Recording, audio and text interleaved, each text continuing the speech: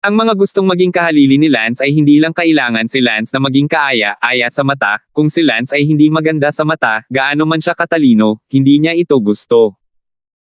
Lance, ang mga resulta ng Dynasty competition ay inilabas na, at ang Gaoyang Dynasty ay nanalo sa unang pwesto sa strength ranking ng 8 Imperial Dynasties.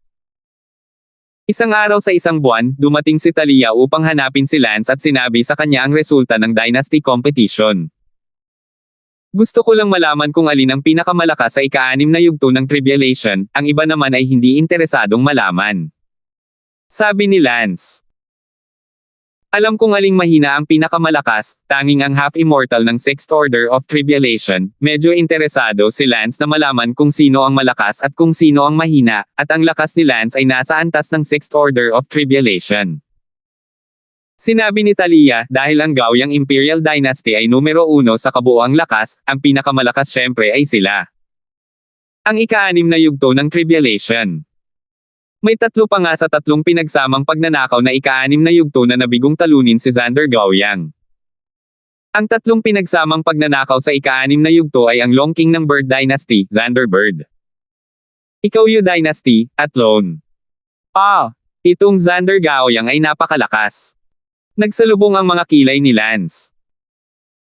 Oo, kaya naging numero 1 ang Gaoyang Dynasty, at gayon din, sa labas ng mundo, maraming tao ang nagkukumpare sa iyo sa Xander Gaoyang, na nagsasabi na tinalo mo lang silang dalawa, sina Shu at Huying Ridge Master. Habang sabay na tinalo ng Xander Gaoyang sina Xander, Traveling Tiger, at Shu. Maraming tao ang nagsasabi na kung lalaban kayo ni Xander, maaaring hindi kayo magkatugma. Haha, ang walang alam. Maraming nagsasabi niya na, wala kang pakialam. Siya nga pala, itong Dynasty Brawl, since maaga tayong umalis, pareho lang ng hindi sumasali, kaya wala sa rankang, pero kahit wala ang rankings. Sa amin, malinaw na malakas ang aming impluwensya, hindi bababasa, inihahambing kami ng mga tao sa Gaoyang Dynasty at inihahambing ka sa Xander Gaoyang. Kaya, sa isip ng lahat, ang aming bagong tatag na Endless Gate ay nasa pangalawa man lang. Hindi mahalaga. Natigilan si Lance. May isa pa, nabalitaan ko sa mga tao sa ibaba na may ilang napakahenyo na mga tao ang dumating ngayon, gusto mo bang i-verify iyon? Yung mga napakahenyo na mga tao ay mukhang nanggaling sa mas malaking lugar at hindi masyadong nakikipagtulungan sa pagsali sa pagtatasa. Kaya medyo mahirap para sa mga tao sa ibaba na hawakan, at ang layunin ng mga taong iyon ay dumiretso sa iyo, hindi gustong tapat na magsimula bilang isang pang-apat na klaseng disipulo. Oo, susuriin ko. Isang segundo upang tandaan na basahin ang libro. Good, magiging busy din ako sa business ko. Dumating si Lance sa isang tiyak na bulwagan ng pagtatasa, at sigurado, may ilang mga mukhang mayayamang bata, na gumagawa ng matinding ingay. Gusto naming makita si Lance. Hello, walang oras ang gate master natin, kailangan mong kunin ang assessment para maging 4th class disciple kung gusto mong pumasok sa Endless Gate. Joke, anong status ang meron tayo para maging 4th class disciple? Our purpose is to go straight to the Lance Heir. Sabi ng isang lalaki. I'm sorry, hindi rin tayo makakapagdesisyon tungkol dyan. Bilasan mo. Ipaalam mo kay Lance, gusto natin siyang makita, mas mabuting bilasan mo, hindi ka maliligtas kung maantala mo ako, mga batang brats, how dare you stop me, kilala mo ba kung sino ako? Masasabi ko sa inyo, kahit na alam ni Lance ang ating pagkakakilanlan, hindi siya maglalakas loob na gawin iyon sa atin. Sigaw ng isang lalaki sa combination stage. Lance ay lahat ng mga tainga. Sino ang sumisigaw dyan? Humakbang si Lance. Magbigay ng respeto sa Gate Master. Nagagawa ng mga lalaking iyon para magbigay galang. Sinenyasan sila ni Lance na bumangon. Senior Lance, gusto naming maging kahalili mo. Sabi ng lalaki mula sa closing stage. Sinabi ni Lance, ito ang lugar para sa pagpaparehistro ng pagtatasa, huwag sumigaw dito, pumunta at makipag-usap sa akin sa ibang lugar. Good. Ang lalaking nasa closing stage ay buong pagmamalaki na tumingin sa mga gwardya na iyon, na para bang sinasabing, inimbitahan ako ng inyong gate master na makipag-usap sa ibang lugar, kayong mga mangmang na junior. Kinuha ni Lance ang 4 na lalaking iyon at dinala sila sa isang malaking bulwagan. Senior Damon, hilingin mong tanggapin kaming apat bilang mga disipulo, tama ba? Pumasok ang apat na lalaking iyon sa main hall at lumuhod. Walang sinabi si Lance, sa halip ay pinalaki ang 4 na taong ito. Sa 4 na taong ito, 2 lalaki at 2 babae ang ordinaryong anyo. Nagtanong si Lance, ano ang tawag sa inyong lahat? Ibigay ang iyong pangalan sa iyong sarili. Bumalik sa Senior Damon, ako si Feli. Ang batang babae na naka-green na damit ang unang sumagot. Ang pangalan ko ay Fern. Ang pangalan ko ay Gaoyang Sheng. Ang pangalan ko ay Gaoyang Weinowen. Isa-isang nagbigay ng pangalan ang 4. Ilang beses na sumulyap si Lance at sinabing, mukhang lahat kayong 4 ay mula sa Gaoyang Dynasty. Eksakto. Mukha silang 4 na may kumpiyansa, ang Gaoyang Dynasty ang naging numero 1 sa brawl ngayong taon, at ngayon nang ang Sixes ay nasa limelight, walang sinuman mula sa iba pang mga dinastiya ang nangahas na huwag igalang ang Gaoyang Dynasty, kaya malaki ang tiwala nilang 4 na papayagan silang makapasok sa Endless Gate. Agad na nakita ni Lance kung ano ang iniisip nilang 4 sa loob. Sinabi ni Lance, Feli, ilang taon ka na? Back to senior, junior is 18 this year. 18, umabot na sa yugto ng exaltation. Bahagyang tumaas ang sulok ng bibig ni Lance. Ang Fern na iyon ay abala sa pagsasabing, Senior Damon, hindi mo alam, ang aking kapatid na babae ay isang kilalang henyo sa ating Gaoyang Dynasty, siya ay 18 pa lamang sa taong ito, at naabot na niya ang yugto ng kadakilaan. Ngumuso si Lance, lahat ito ay tungkol sa pagpino ng mga Spirit Stone para bumangon, ngunit maswerte lang kayo. Senior Damon, kahit na pinipino mo ang mga Spirit Stone, kailangan mo pa rin ng talento. Sinabi ni Lance, sa inyong 4, tanging ang Feli na talento lang ang higit pa sa sapat, ang 3 pa, ngunit iyon lang. Umalis ka na. Senior Damon, ano ang ibig mong sabihin? Nagulat si Fern. Hindi maintindihan ang wika ng tao. Maaari ka nang umalis. Lance.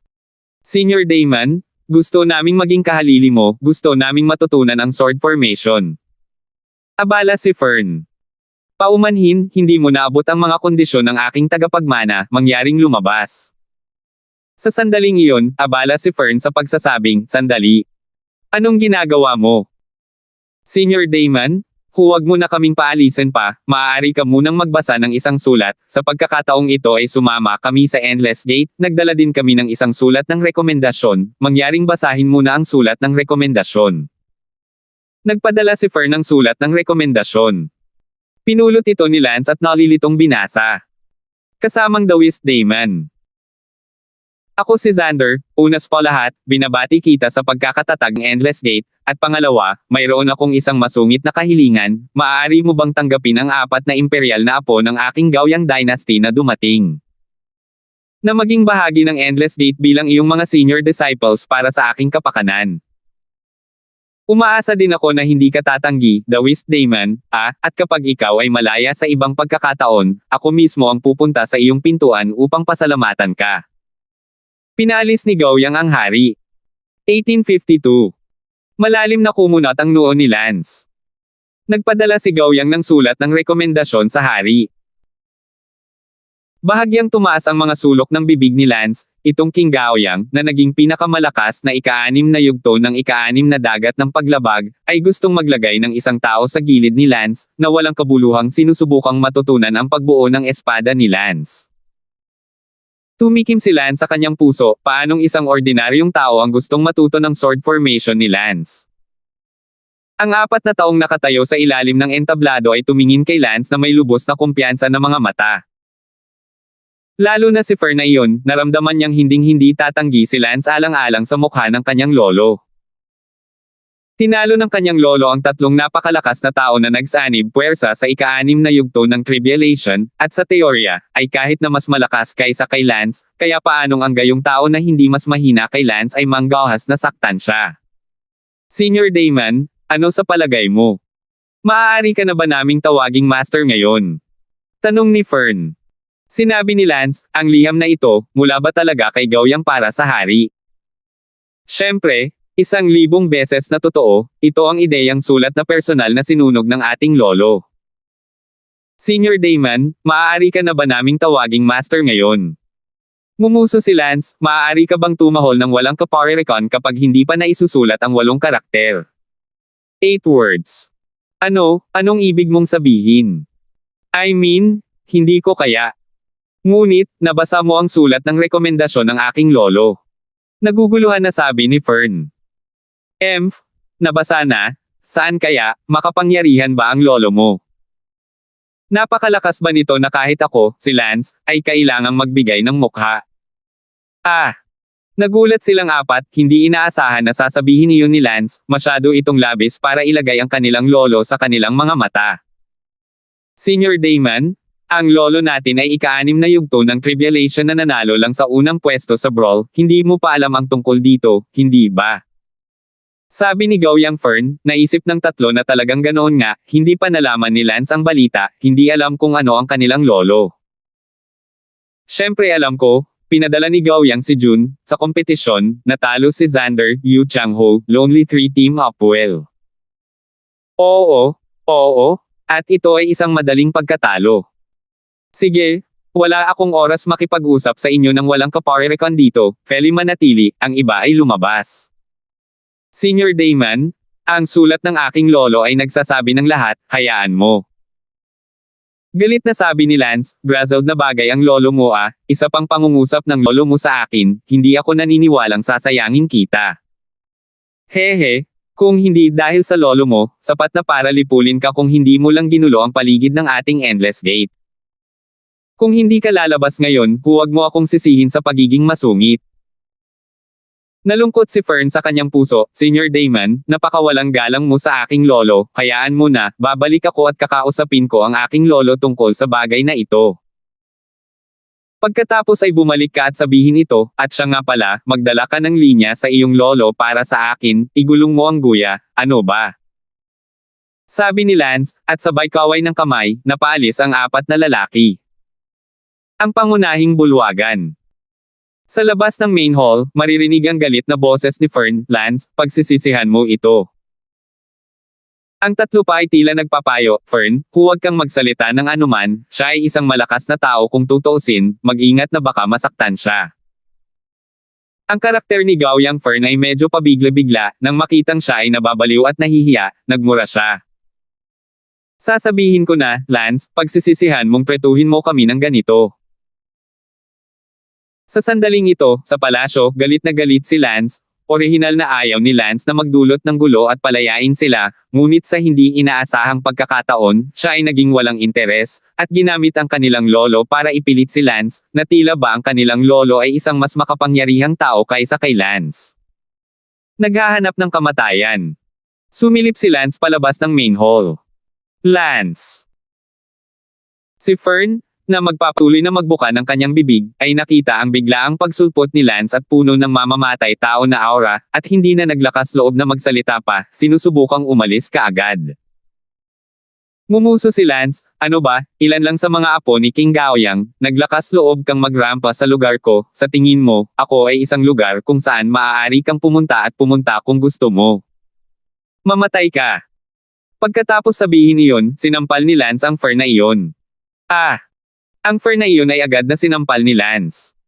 Iniligtas ni Senior Lance ang kanyang buhay. Ang tatlo pa, sina Goyang Sheng, Goyang Weiruan, at Feli, ay lumuhad sa gulat. Ang tatlong taong ito ay hindi nakapagsalita ng biglaan, kaya ayaw ni Lance na ibuli ang mahihina. Umalis ka na dito. Yes. Nagpanik silang tatlo at gumulong palayo. Inutusan sila ni Lance na bumaba upang linisin ang ilan sa mga sirang karne sa lupa. Nagkataong nasa hindi kalayuan si Sina at nakita niya ang eksena. Lumapit si Sina at nagtanong, Master, ilang junior lang ang gustong sumamba sa iyo, bakit mo sila pinatay sinong maglalakas loob na bumalik sa hinaharap? Nakikita mo lang ang resulta, hindi ang proseso, kung hindi ko sila papatayin sa sitwasyong ito, hindi ba ako, si Lance, ay magiging walang silbi? Silang 4, sila ay mula sa Goyang Imperial Dynasty. Malakas ba ang Goyang Dynasty? Hindi pa rin alam ni Sina ang kinalabasan ng scramble, ni hindi niya alam ang kasalukuyang katayuan ng King Gaoyang. I don't bother explaining it to you, just go around the restaurant outside the palace and you'll know. Oh! Sa sandaling ito, sa Gaoyang Imperial Palace. Maraming makapangyarihang tao mula sa walang kamatayang puwersa ng paglilinang ang nagpadala ng kanilang mga imbitasyon upang bisitahin ang Xander Gaoyang. Si Xander Gaoyang ay masayahin, tinatamasa ang kaluwalhatian ng pagiging numero 1 sa Sixes. Hanggang sa gabi na ang mga bisitang iyon ay pinaalis. Ngumiti ang isa sa mga personal na kapatid ni Xander, "Kuya, sa wakas ay magkakaroon ka ng kapayapaan at katahimikan. Mula nang sumikat ka sa brawl, maraming tao ang bumibisita sa iyo araw-araw, naging abala ka sa mga araw na ito. No harm, it'll be fine after a while." Pinangiti ni Gaoyang ang Ginoo. "Tama, kuya. Dapat dumating na ang mga apo mo sa Endless Gate." "Well, pagbibilang ng mga araw, dapat talaga silang dumating. Hindi ko alam kung matagumpay silang makapasok sa Endless Gate at maging mga personal na disipulo ni Lance." Ipinadala ni Gaoyang si Jun, "Inutusan ko na sila, kung hindi sila makakaasa sa kanilang talento na manatili, pagkatapos ay dalhin ang aking sulat ng rekomendasyon kay Lance." "Kuya, kapaki-pakinabang ba talaga ang rekomendasyon mo?" "Sa tingin ko ay tiyak na isasaalang-alang ni Lance ang aking mukha. Kung tutuusin, si Lance mismo ay maaaring walang kumpiyansa na talunin ako. Wala siyang dahilan para saktan ako dahil dito, ang kanyang Endless Gate ay kakatatag pa lang, ito ay hindi pa rin matatag at nasa desperadong pangangailangan ng suporta. Kung tatanggapin niya ang ilan sa aking mga apo, makukuha niya ang suporta ko. Hanggat hindi tanga si Lance, hindi siya tatanggi. At saka, hindi nakakagulat na si Lance ay hindi nang ahas na ibigay ang kanyang mukha sa iyong sulat ng rekomendasyon." "Oh." Pinadalhan ni Gaoyang si Jun ng isang mapagmataas na ngiti. "Brother, sa hinaharap, kung matututo sila ng sword formation technique ni Lance, maaari mong samantalahin ang pagkakataon na obserbahan ito, at kapag na-master mo na rin ang technique, hindi na magkakaroon ng anumang advantage si Lance.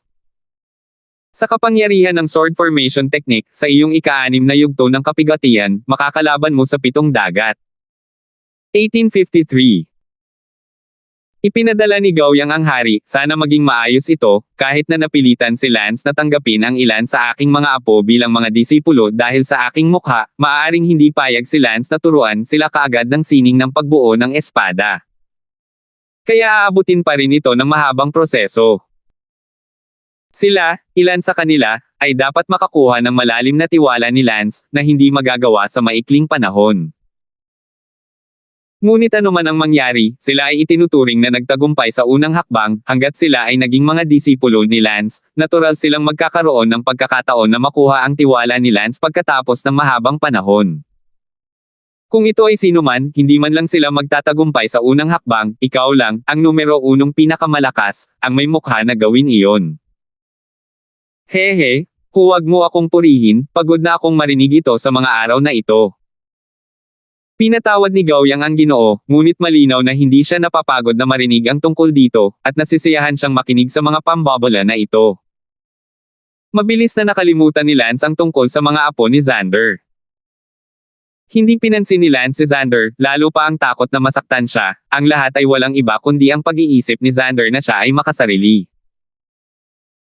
Naisip ni Xander na siya ay napakahalaga sa Sixes na walang sino man ang nang-ahas na saktan siya, at ng isang liham ng rekomendasyon ay maaaring magpilit kay Lance na tanggapin ang kanyang apo bilang isang disipulo, ito ay katawa-tawa.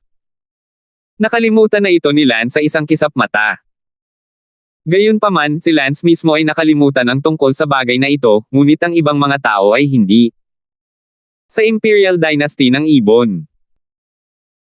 Kamahalan, Long Emperor, nakatanggap na kami ng tiyak na balita na si Xander ay mayroon ng ilan sa kanilang mga namumukod tanging mga apo at apo, ang aking Endless Gate, 7 o 8 araw ang nakalipas. Higit pa rito, narinig ko na si Xander Gaoyang din nagpadala ng sulat ng rekomendasyon. Isang liham ng rekomendasyon. Oo, kaya natatakot ako na kailangang tanggapin ni Lance ang mga apo niya bilang kanyang mga disipulo alang-alang kay Xander. Sinabi ni Tori Pongjon, si Gaoyang sending kon ay talagang isang magandang tukana, na ipinadala ang kanyang henyong apo kay Lance, at pagkatapos makuha ang tiwala ni Lance sa hinaharap at matutunan ang sining ng pagbuo ng espada, maaari rin niyang nakawin ito mula sa kanyang apo mamaya. Your Majesty Long Emperor, mayroon lamang higit pa sa Xander na may ganoong pag-iisip, hindi ba gusto mo ring ipadala ang iyong genius na apo at apo sa Endless Gate? Oo, gusto ko rin. Kung hindi ako nagkakamali, maraming iba pang imperial dynasties, lahat ay gustong magpadala ng mga tao sa Endless Gate. Sa kasamaang palad, walang sino man sa atin ang maaaring magkaroon ng pagkakataon. Ngunit ang pagpapadala ni Gaoyang ng isang pinuno ay may pinakamahusay na pagkakataon, dahil siya ang pinakamalakas na ika-6 na yugto ng brawl, at si Lance ay hindi maglalakas loob na saktan siya. Para sa iba, si Lance ay hindi na kailangang magbigay ng mukha. Walang magawang sabi ni Xander. Walang magagawa, kung sino man ang nagpalakas kay Xander, posibleng kahit si Lance ay hindi siya kayang talunin. Kamahalan, kung gayon, tayo ba, ang Bird Dynasty, ay nagpapadala pa rin ng mga henyong prinsipe sa Endless Gate. Magpadala, syempre magpadala, may pagkakataon man o wala na makapasok sa Endless Gate, subukan man lang. Mabuti, pagkatapos ay pupunta ako at aayusin ang mga pinakamahuhusay na prinsipe at apo na pumunta sa Endless Gate. Ang iba pang mga pangunahing immortal na imperial na dinastiya ay nagpadala rin ng kanilang mga prinsipe at apo sa Tang Dynasty Gate. Pero, inakala nilang lahat na ang mga maharlikang apo ng dinastiyang Gaoyang ay tiyak na makakapasok sa Endless Gate, ngunit ang hindi nila alam ay si Lance, sa puntong ito, ay tumanggi na gawin ito ngayon, hindi lamang siya tumanggi. Pinatay pa ni Lance ang isa sa mga maharlikang apo ng dinastiyang Gaoyang. Kung alam ng lahat na si Lance ay hindi lamang nagbigay ng mukha sa King Gaoyang, ngunit pinatay din ang isa sa kanila, natatakot ako na mabigla sila, ito ay ganap na naiiba sa inaasahan nila. Gayunpaman, palaging lalabas ang mga bagay, hindi pa ganoon kabilis, kasing ikli ng 5 o 6 na araw. Higit sa 10 araw, sa oras na iyon, natatakot ako na ang buong 6-8 royal dynasties, pati na rin ang hindi mabilang na maliliit na immortal na kapangyarihan sa paglilinang, ay malaman ng tungkol sa bagay na ito. Sa Endless Gate, gabi na noon, at sa mga hagdang bato sa pasukan ng palasyo, isang maisla na hingaang nagmula sa dilim ng gabi. Ang tunog na ito ay tumagal ng mahabang panahon bago ito tumigil. Pagkaraan ng ilang paghinga, galit na sinabi ni Talia, nakakahiya, sa kalagitnaan ng gabi, sa hagdan ng bato ng palasyong ito, kita nyo, hindi ba nakakahiya ang mamatay? Haha, kahit sinong makakita, na maglakas loob na makakita, maniwala ka sa akin, dukutin ko ang kanyang mga mata. Sabi ni Lance na nakayakap kay Talia. Ang lahat ay natutulog o nagsasanay na nakapikit, ang palasyo ni Lance ay mabigat, walang nang ahas na pumasok, kaya naman lanterang nagkakagulo sina Lance at Talia sa bukas na mga hagdan. Lance, hindi mo lang kinumpiska ang ilang taong iyon mula sa Gaoyang Dynasty ngayon, ngunit pinatay mo rin ang Gaoyang Fer na iyon, kung ito ay mababalik sa pandinig ni Xander, magagalit ba siya? Si Lance at Talia ay nakahiga ng walang pidyaw sa lupa, nakatingin sa langit at nag-uusap, pareho silang hubad at walang takot dahil walang mga tagalabas. Haha, hindi lang malungkot, dapat ako ay galit na galit, kahit na, baka mahiya pa ako, pagkatapos ng lahat, siya ay naging pinakamalakas na ika-6 na yugto ng Brawl Club kanina, at ilang araw na lang, at may nang-ahas. To provoke his authority, kung ikaw yon, ayaw mong magalit ng sobra. Well, kaya nga nag-aalala ako na baka may gawin siya sa'yo. Cut! Wala akong pakialam sa kanya. Ngunit ang mga tao mula sa labas ng mundo ay nagsasabi na si Gaoyang Senkun ay maaaring mas malakas kaysa sa iyo. Gaano ka mangmang kung may problema si Gaoyang Senkun sa pagpatay ko sa kanyang apo, hayaan siyang pumunta at makipag-ayos sa akin. Sabi ni Lance. Ikaw yan. Sige. Stop talking about this nonsense, maligo ka na at matulog ka na. Okay. Sa isang kisap mata, 7 araw ang lumipas. Isang tanghali pagkatapos ng 7 araw, si Xander ay nagtatanim sa kanyang tirahan, pagkatapos ng lahat ng mga araw na ito, ang bilang ng mga taong bumisita sa kanya ay sa wakas ay unti-unting bumababa, at si Xander ay nagsimulang lumiwanag sa kanyang isipan. Gayunpaman, sa araw na ito sa tanghali, sinusubukan niya lamang na linangin ng may mga umiiyak na tunog mula sa labas. Sino ang umiiyak sa labas? Sigaw ni Xander. Lolo. Nanggagaling sa labas ang boses ng ilang apo. Agad na narinig ni Xander ang boses ng kanyang apo, si Gaoyang Sheng, at ang pag-iyak ng kanyang mga apo, sina Feli at Gaoyang Weiruan. Anong nangyayari, hindi sila pupunta sa Endless Gate? Sa lahat ng paraan, tama lang na maging disipulo ni Lance. Pinadala ni Xander na abala at lumabas, at ito nga ay ilan sa kanyang mga apo. Lolo, uwo. Napahiyaw ang mga iilang tao nang makita nila si Xander, kadalasan sila ay pinapabore ni Xander dahil sila ang pinakahenyo ng mga apo. Anong iniiyakan nyo? Hindi ba kayo nagpunta sa Endless Gate? Lolo, kami. Nga pala, nasaan si Fern? Pinapante ni Gaoyang si Jun upang tumingin sa labas at hindi nakita ang lalaki. Lolo, patay na si Kuya Fern, hikbi. Sumigaw silang tatlo, pagkabalik nila sa Gaoyang Dynasty, sila ang unang dumating para hanapin si Lolo, kaya sa ngayon, walang ibang nakakaalam tungkol sa bagay na ito. 1854. Ano? Patay na si Fern. Natarante si Gaoyang kay Jun. Hindi ba kayo magkasamang pumunta sa Endless Gate? Bakit namatay si Goyang Bongbol? May nakasalubong ba kayong malakas na kaaway sa kalagitnaan? Hindi, pinatay ito ni Lance, na hindi lamang tayo tinanggap ni Lance bilang kanyang mga disipulo, pinatay din niya si Brother Fern. Paanong posible iyon? Tiyak na hindi mo ibinigay sa kanya ang aking sulat ng rekomendasyon. Ipinadala ni Gaoyang si Jun na may mukha ng hindi makapaniwala. Oo. Once they heard the recommendation letter, lalo pang umiyak ang mga taong iyon, kung hindi dahil sa recommendation letter na ito, siguro hindi magiging ganito kalala ang mga pangyayari. Ano ba ang iniiyakan nyo? Ako ba, hindi man lang kayo nagbigay kay Lance ng recommendation letter, hindi ba nilinaw ko sa inyo noong pumunta ako, kung hindi ito natanggap ni Lance, ibigay sa kanya ang aking sulat ng rekomendasyon, tiyak na makikita ni Lance ang sulat bilang isang tao. Lolo, huwag mo nang sabihin, kung hindi dahil sa recommendation letter mo, baka hindi magagalit si Lance, lahat ng recommendation letter mo ay mas lalong nag-aapoy na basahin si Lance. Anong sabi mo? Nabasa ba ni Lance ang letter of recommendation ko? Kalokohan, kung hindi niya tayo tatanggapin, bibigyan natin siya ng isang sulat ng rekomendasyon, tiningnan ito ni Lance na puno ng pang-aalipusta ang mukha at parang katawa-tawa. Nang makita ni Brother Fern ang ugali ni Lance, lumaban siya. Para sa iyong kawalan ng katarungan, para lang pag-alitan siya at maging dahilan upang si Brother Fern ay mapatay ni Lance. Lolo, hindi mo ba sinabi na ang iyong sulat ng rekomendasyon, na mayroon lamang si Lance, ay tiyak na bibigyan ka ng mukha, bakit hindi lamang si Lance? Hindi ako nagbigay ng mukha sa iyo nang makita niya ito, ngunit pinatay din niya si Brother Fern.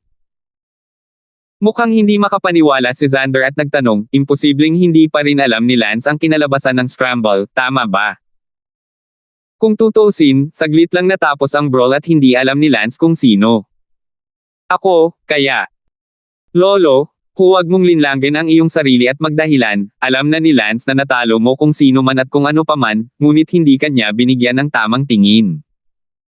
Isang segundo upang tandaan na basahin ang libro. Fuck! That son of a bitch. Nagpadala si Gaoyang ng panginginig ng galit sa kanyang katawan. Lolo, ngayon mo lang nakuha ang pinakamalakas na ika-6 na yugto ng brawl, at mayroon ng minamaliit sa iyo at pumatay sa apo mo, sa malaot madali, kakalat ang bagay na ito, at pagkatapos ay titingnan ng buong 6 seas of immortals. Ikaw at pagtawanan ka. Ang mga ugat sa mga kamay ni Xander ay umuumbok, nakaramdam ng hindi kasiya siya, at nakakalungkot na naisip niya na si Lance ay hindi maglalakas loob na saktan siya at kukunin ang kanyang apo bilang isang disipulo kahit na siya ay pinilit, ngunit ginawa niya. Huwag mong asahan na hindi lang niya kukunin, pati apo niya papatayin niya. Hinirit ni Gaoyang si Jun, ang kanyang mga mata ay kumikinang sa lamig. Lance, kung napakawalang galang mo, huwag mo akong sisihin, Xander. Damn it! Hindi ako naniniwala na ikaw, isang District Tribulation second stage, umaasa sa isang sword formation, hindi ka man lang manalo. Laban sa akin. Xander Gaoyang said through clenched teeth. Gayunpaman, bagamat sinabi ni Xander Gaoyang sa kanyang puso, siya ay medyo hindi sigurado kung ano ang gagawin kay Lance, kaya siya ay nanlumo at hindi alam kung nasumugod sa Endless Gate at patayin si Lance o muling isaalang-alang. Bigyan muna natin ng babala si Lance, kung lumambot si Lance at humingi ng tawad, lahat ay magkakaroon ng hakbang pababa, kalimutan na lang natin ang bagay na ito. Bumalik muna kayo, ako mismo ang hahawak sa bagay na ito, hinding-hindi ko hahayaang mamatay si Fern ng walang kabuluhan. Ma'am, Lolo, kailangan mong patayin si Lance. Pinunasan ng tatlong apo ni King Gaoyang ang kanilang mga luha at umalis. Pagkalipas ng ilang araw, ang kwento tungkol sa pagpapadala ni Gaoyang sa apat na apo ni Jun sa Endless Gate ngunit biglang kumalat ang isa sa kanyang mga apo na pinatay ni Lance. Ang buong anim na dagat. Natigilan ang lahat ng mga dinastiya at walang kamatayang kultibasyon na pamilya. Ang resulta ay talagang hindi inaasahan ng lahat. Lahat ay lihim na binibigyang pansin si Xander upang makita kung ano ang kanyang gagawin. Gayunpaman, ilang araw na ang nakalipas mula noon, ngunit walang ginawang galit si Xander, at sa halip ay nagpadala ng liham ng babala sa Endless Gate. Medyo nadismaya ang lahat sa ginawa ni Xander, at least natalo niya ang tatlo sa pinakamalakas na tao na nagsanib puwersa sa parehong level, at napatay ang sarili niyang apo, pero hindi man lang siya sumugod sa pinto sa galit para patayin Lance, at gumawa ng ilang uri ng preemptive salute.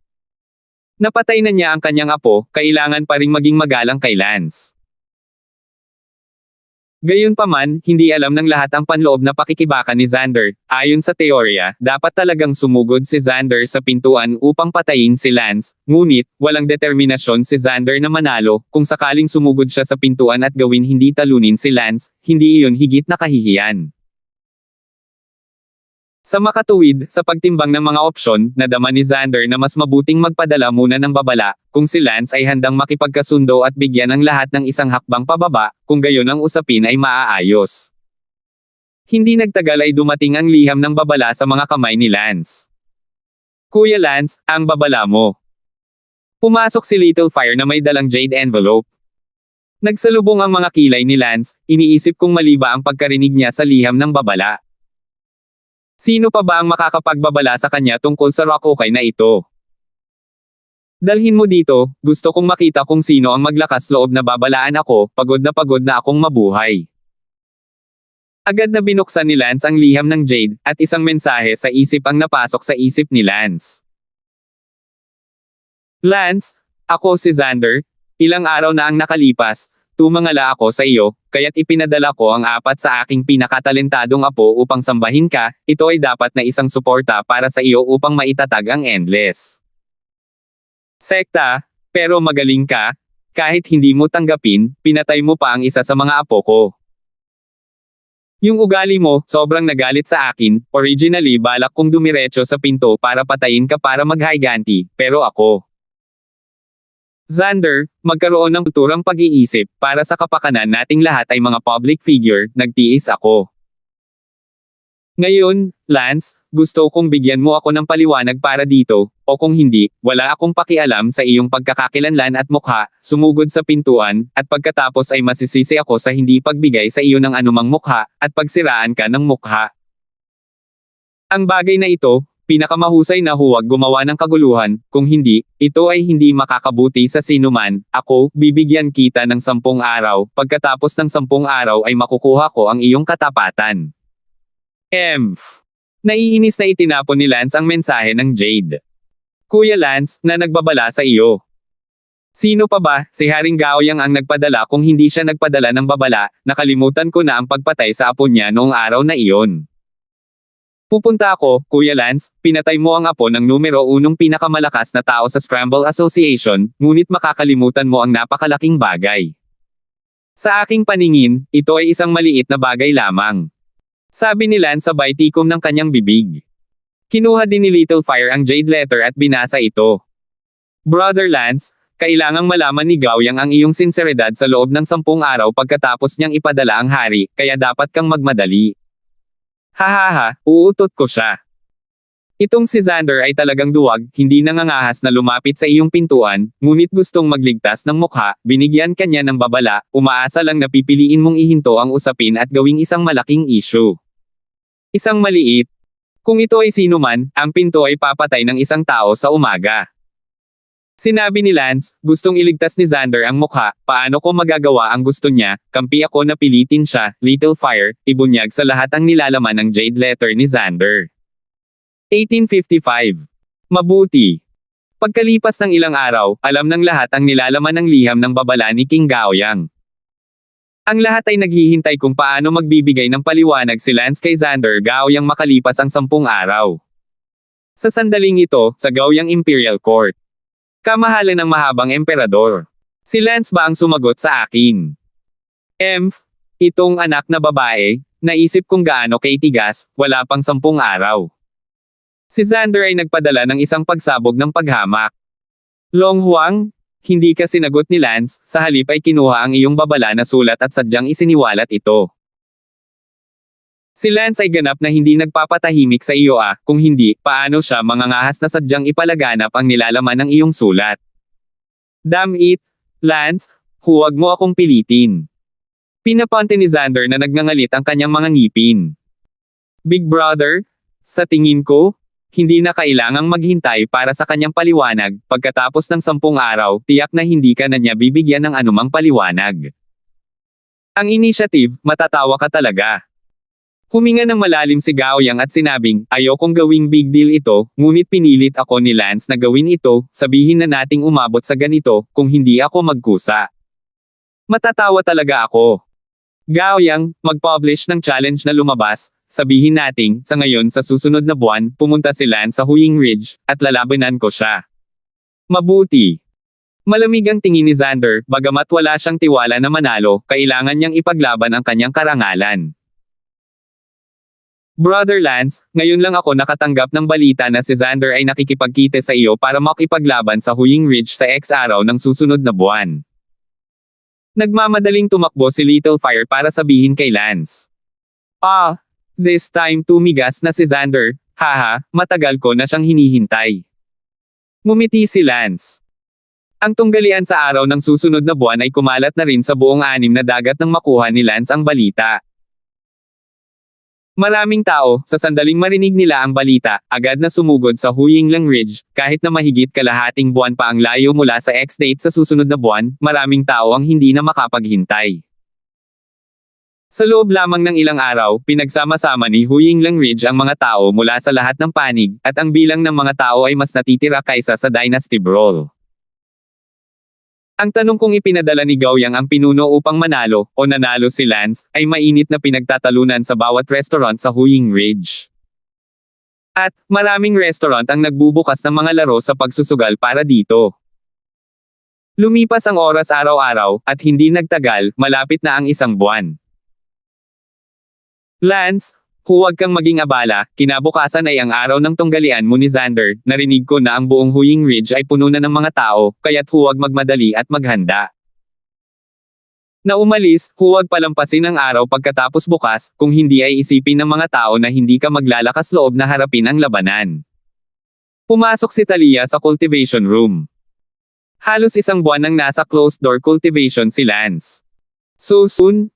Okay then. Noon lang tumayo si Lance at naghanda para umalis. Mula sa Endless Gate hanggang Huying Ridge, dadating siya bukas ng tanghali, at pagkatapos ay mananatili siya sa Huying Ridge ng 1 gabi, at kinabukasan, lalaban siya kay Xander. Lance, bakit parang relax ka lang, may kumpiyansa ka bang manalo? Tanong ni Talia, medyo nag-aalala si Talia sa loob, kung sakaling hindi siya manalo, basta-basta masisira ang kanyang reputasyon at ang Endless Gate ay mawawasak, ngunit mabigat siya ay papatayin. Walang kasiguraduhan ang tagumpay, ngunit mayroon akong kahit 70% kumpiyansa na talunin siya. Narinig ko na si Xander ay may martial art na napakalakas at napakalakas din ng magic weapon sa kanyang kamay, na tinatawag na Infinite Heavenly Book. Dati sa Brawl, madaling natalo ni Xander ang 3 ng kanyang mga kasamahan kasama ang kanyang mahiwagang sandata, ang aklat ng walang hanggan na langit, hindi ka maaaring maging pabaya. Tumanggo si Lance. Pagkatapos ng kaunting paghahanda, dinala ni Lance ang Little Fire, Talia. Umalis si Harleen at ang iba, dumiretso sa Huying Ridge. Nakakainis din talaga itong si Xander, bakit hindi na lang dumiretso sa pinto, bakit kailangan nating itapon ang lahat sa isang uri ng Huying Ridge? Reklamo ni Harleen. Harleen, ang iba ay makakakita ng tunggalian ng may sigasig at pananibik, ngunit magaling ka, at napakalayo mo. Walang imik na sabi ni Lucy. Iyon nga, ano ang silbi ng paghahagis ng lahat sa Huying Ridge, hindi ba mas mabuting dumiretso sa ating Endless Gate? Halika, walang sinabi ang mga taong Lance, iniisip mo pa rin na napakalayo ng daan. At kaya, nagbiro ang lahat hanggang sa Huyinglang Ridge. Nang makarating sila sa Huying Ridge, pasado 2:00 ng hapon kinabukasan. Bago pumasok sa Huying Ridge, nakita ni Lance na ang Huying Ridge ay puno ng mga tao sa lahat ng dako. Wow! Ang dami ng tao na nanunood ng event na ito ay 10 beses na mas marami kaysa sa Brawl, masyado itong exaggerated. Ang Brawl ay napakalaking event, wala man lang ganoon karaming tao na manood. Gulat na sabi ni Mo Yuyan. Mukha.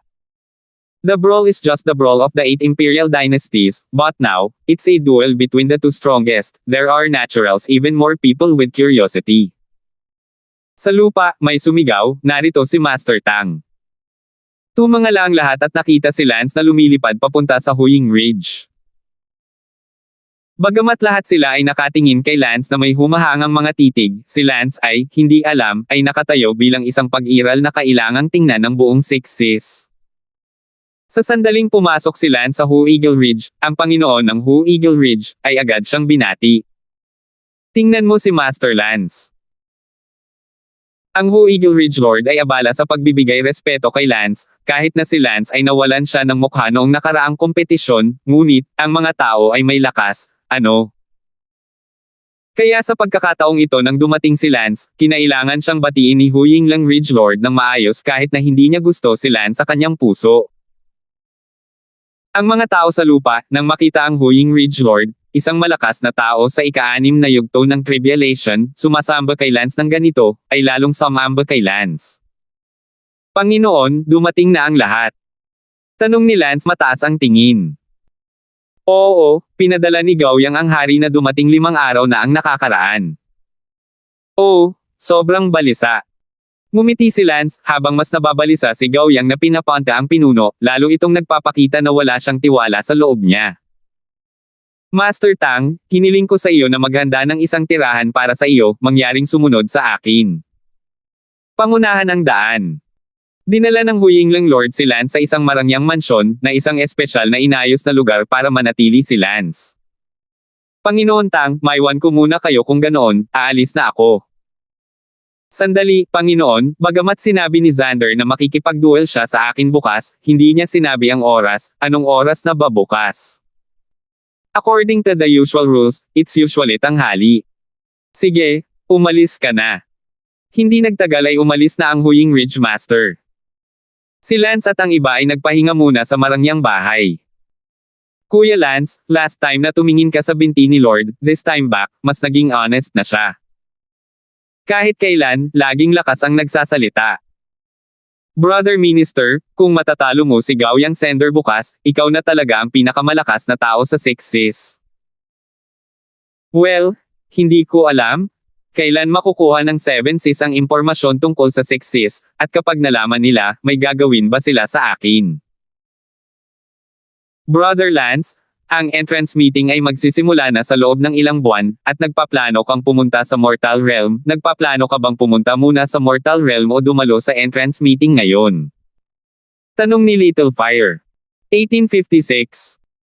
Hindi ko na inisip, pero ako na ang pinakamalakas na tao sa Sixes, kaya hindi ko alam kung makatwiran na pumunta ulit sa entrance meeting, at ayaw ko pang sumali sa entrance. Pagpupulong, gusto ko lang humanap ng pagkakataong maglakbay sa 7 Seas. Kung magkakaroon ako ng pagkakataong tumuntong sa 7 Seas, gagamitin ko ang Spirit Gathering Formation para itaas ang aking kaharian. Mahusay na sabi ni Lance. Pag-asa. Sa aura ng 7 Seas, tiyak na makakaakyat si Lance ng ilang antas na mas mataas. Gayunpaman, naramdaman ni Lance sa loob na hindi na siya maaaring umasa sa mga panlabas na bagay upang umakyat kapag naabot niya ang transmigration stage, at hindi niya alam kung ito ay isang ilusyon o hindi. Nag-alinlangan si Little Fire at sinabing, Brother Lance, alam ko mula sa minana kong mga alaala na sa yugto ng kapigatian, wala ng punto sa pag-absorb ng aura, resort, at bawat antas ay nilinang ng puso. Anong ibig mong sabihin? Brother Lance, pinaghihinalaan ko na ang Spirit Gathering Formation, kahit na mag-ipon pa ito ng mas maraming aura, hindi na nito makakamit ang parehong Wildash Realm gaya ng dati. Lahat tayo ay kalahating immortal ngayon, at bawat antas mula ngayon, bahala na tayong umintindi. Siyempre, natutunan ko rin sa mga minana kong alaala, hindi ko masisiguro kung totoo o hindi Dumilim ang mukha ni Lance, at mapait na sinabi niya, sa totoo lang, ganito rin ang pakiramdam ko sa loob, kaya totoo ang sinabi mo siyam sa bawat 10, tila wala talagang shortcut patungo sa yugto ng kapigatian. Kuya Lance, mabilis kang nakatungo sa ikalawang yugto ng Tribulation, sigurado akong hindi mo kailangang mag-alala. Sa isang kisap mata, tanghali na ng sumunod na araw. Inaasahan ng buong Huying Ridge ang sandaling dumating ang tanghali. Sige, tapos na ang oras. Pagkatapos magsalita ni Lance, agad siyang bumangon at tumayo sa kalangitan. Sa sandaling ito, sa isang lugar sa lupa, nakita ni Xander Gaoyang si Lance na lumabas at agad ding tumalon sa langit. Sa ganitong paraan, sa buong view ng publiko, at sa ilalim ng iniksyon ng hindi mabilang na mga immortal, si Xander ay lumipad sa hindi kalayuan sa harap ng Lance. Ang isa sa kanila ay nasa silangan at ang isa naman ay nasa kanluran. Sinabi ni Xander na may nakamamatay na mukha, Lance, pinatay mo ang apo ko, ngayon, hinding-hindi kita basta-basta patatawarin. Natigilan si Lance, huwag kang matigas ang bibig, alam kong wala ka talagang tiwala sa puso mo na talunin ako, kung hindi, pinatay mo na ako ng direkta. Lance, hindi lahat ay katulad mo, hindi nilinang, hindi ako pumapatay ng pinto, kaya lang ako ay lubos na nilinang at ayaw kong gawin ito. Sige. Wala akong oras makipag-usap sa iyo ng walang kaparerekon, bilasin mo, huwag mong sayangin ang lakas ng lahat, gawin mo. Narinig ko na napakalakas mo sa isang uri ng Infinite Heavenly Book, gusto kong matuto. Tungkol dito. Gusto ko ring makita kung talagang ganoon kalakas ang sword formation mo. Pinalamig ni Gaoyang ang kanyang tingin, at sa biglang pagpitik ng kanyang kamay, isang bagay na parang libro ang lumitaw sa kanyang kamay. Ang aklat ay napakakapal at mabigat, puno ng mga pagbabago ng kasaysayan. Habang pinapakilos ni Gaoyang ang isip ni Jun, automatikong bumukas ang libro. Apollo Milky Milky Milky Bird Bird Tribulus. Agad na naglabas ng sunod-sunod na salita ang bibig ni Xander na hindi maintindihan ng mga tao. Ang mga salita ni Xander ay biglang nagparamdam sa lahat ng nakarinig sa kanila sa eksena na parang umaagos ang dugo sa kanilang mga katawan, na para bang ito ay ganap na hindi mapigilan. Naramdaman din ni Lance na parang ang dugo sa kanyang katawan ay hindi automatikong dumadaloy, ngunit sa halip ay isang passive stream ng mga string. Anong klaseng magic weapon ito, napakalakas nito. Naramdaman ni Lance na hindi niya kayang pigilan. Walang oras si Lance para isipin ito, gumalaw ang kanyang isip at nabuo ang sword formation. Gayunpaman, pagkatapos na mabuo ang sword formation ni Lance, ang Infinite Heavenly Book na ipinadala sa pinuno ni Gaoyang ay lumaganap pa rin sa mga tainga ni Lance, at ang sword formation ni Lance ay hindi nakaharang sa tunog na ito. Ang espiritual na pag-atake, ang pagbuo ng espada ni Lance ay wala ring aktibong tungkulin sa pagtatanggol. At sa ngayon, si Xander ay sobrang kinakabahan din, hindi nagtagal ay natagpuan niya ang kanyang sarili na napapalibutan ng sword formation ni Lance. Sa sword formation, hindi makita ni Xander kung nasaan si Lance. Hindi nagmamadali si Xander Gaoyang, binibigkas ng kanyang bibig ang Infinite Heavenly Book. Sunod-sunod na walang tigil, naniniwala si Xander Gaoyang na ang kanyang Infinite Heavenly Book ay tiyak na magiging epektibo laban kay Lance. Swoosh! Sa sandaling ito, ang pagbuo ng espada ni Lance, isang espada ang bumaril kay Xander. Bang! Nang ang espadang iyon ay pumutok sa katawan ni Xander, ang pangungusap ni Xander ng Infinite Heavenly Book ay nagpaypay sa espada. Nagawang harangin ng kanyang Peerless Heavenly Book ang lumilipad kong espada. Labis na nagulat si Lance. Tila kailangan munang harapin ni Lance ang kanyang Infinite Heavenly Book, na talagang napakalakas, hindi dahil mataas ang kanyang grado, ngunit kakaiba ang pag-atake. Itinigil ni Lance ang kanyang pag-atake ng espada ng sabay-sabay. Sa loob-loob na sinabi ni Lance, ang Infinite Heavenly Book na iyon ay hindi mahina, dahil hindi maka-atake ang aking sword formation, hahanap ako ng paraan para agawin ang kanyang Infinite Heavenly Book. Sa pag-iisip niyan, agad na sumugod si Lance patungo sa Peerless Heavenly Book, dahil hindi nakita ni Xander ang katawan ni Lance, napakahirap na ipagtanggol laban dito. Sa makatuwid, itinuloy ni Xander ang pagbabasa ng aklat ng walang hanggan na langit ng ilang sandali, na walang iniwang puwang para kay Lance. Walang magawa, si Lance ay tila walang pagpipilian. Tila hindi kayang talunin ni Lance at Xander ang isa't isa. Isang desperadong saksak lang ang nagawa ni Lance dito, tinitipon ang lahat ng kanyang walang kamatayang enerhiya sa kanyang kanang kamao at sinuntok ito. Wow! Matapos tipunin ni Lance ang kanyang buong katawan ng immortal na chi sa kanyang kanang kamao, bigla niyang pinunit ang isang siwang sa Peerless Heavenly Book. Natuwa si Lance at agad na sinamantala ang pagkakataong bumaril gamit ang kanyang espada. Puff! Ang espada ni Lance ay hindi nakakagulat na pumasok sa dibdib ni Xander. Gayunpaman, pinabilis ni Xander Gaoyang ang kanyang pagbabasa ng Infinite Heavenly Book. Ang Invisible versus Invisible contest sa pagitan ng Flying Sword ni Lance at ng Xander's Infinite Heavenly Book ay panandaliang imposibleng makita. Gayunpaman, hindi nagtagal ay inokupahan ni Lance ang tuktok dahil medyo nabigla si Xander sa sobrang lakas ng pagbabasa ng Infinite Heavenly Book. Walang awa si Lance kung minsan ang mga espada ay pinagsama sa isa at pinutol. Boom! Isang malaking spatial wave ang yumanig kay Xander Gaoyang. Mabilis na umakyat si Lance at kinuha ang Book of Infinity sa kanyang kamay, ginamit ni Lance ang kanyang Immortal Chi para piliting putulin ang koneksyon sa pagitan ni Xander at ng Book of Infinity, at pagkatapos ay ilagay ang Book of Infinity sa kanyang sariling storage ring. Poof! Si Xander Gaoyang ay nagdere ng isang subo ng dugo. Nasaan ang aking Celestial Book? Pinadala ni Gaoyang si Jun na abala sa pagtatanong. Bang! Sinipa ni Lance si Xander ilang kilometro ang layo. Natapos ang labanan at inalis ni Lance ang kanyang sword formation. Sinabi ni Lance, si Xander, ang iyong Infinite Heavenly Book, not bad, kukunin ko itong magic weapon. Lance, maglakas loob ka. Galit na galit si Xander Gaoyang. Ngumuso si Lance, ang nagwagi ay ang hari, ang natalo ay ang tulisan, ang iyong Book of the Peerless Heavens. Pagkatapos ng lahat, natalo ka sa 12 sword formation ko, normal lang na kumpiskahin ko ang iyong magic weapon, kung magpapatuloy ka dal-dal, hindi ko lang kukumpiskahin ang iyong mahiwagang sandata, kukunin ko ang iyong munting buhay. Lance, ikaw. Ha, pinadala ni Haring Gaoyang, huwag mo akong pilitin na kitilin ang iyong munting buhay. Tumawa ng malakas si Lance, tumalikod at lumipad palayo. 1857. Napatingin ang lahat sa pag-alis ni Lance, walang nang ahas na magsabi ng kahit ano. Bamulong si Lance, maaaring talunin ni Xander Gaoyang ang tatlo sa kanyang mga kapantay para magsanib puwersa, hindi talaga ito pag-aaksayan ng oras, ngunit nasa ikalawang yugto pa lang ako ng tribulation, napakababa ng aking kaharian, kung aabot ako.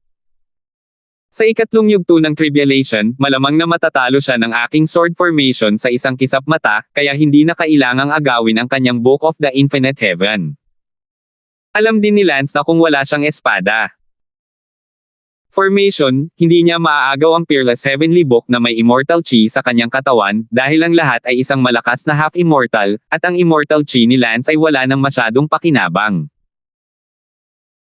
Ipinadala ni Haring Gaoyang na may sama ng loob na pinapanood si Lance na umalis, nang wala ang aklat ng walang kapantay na langit, ang kanyang lakas ay biglang nabawasan ng kalahati, o kahit na 70% mas mababa. Hahaha. Sa sandaling umalis si Lance, isang Transmigration 6th stage ang lumipad palabas, ito ay ang Birdpong Army na natalo ni Xander noon. Dati sa brawl, Xander, Yu Changhu, Lonely, at hindi pa natatalo ng tatlo si Xander kahit nagsama-sama sila, sa mga sandaling ito, biglang tumakbo palabas si Xander, ano ang ibig sabihin nito? Birdpen Army, anong ginagawa mo dito? Nag-iingat si Gaoyang Sending-kun sa tanong. Goyang Sen-kun, medyo nilalamig ako noong nakaraang away, kaya gusto kong makipag-rematch sa iyo. Sabi ni Xander. Walang kahihiyang sinabi ng karamihan, ang isang kalahating immortal ay maaari pa ring sipon.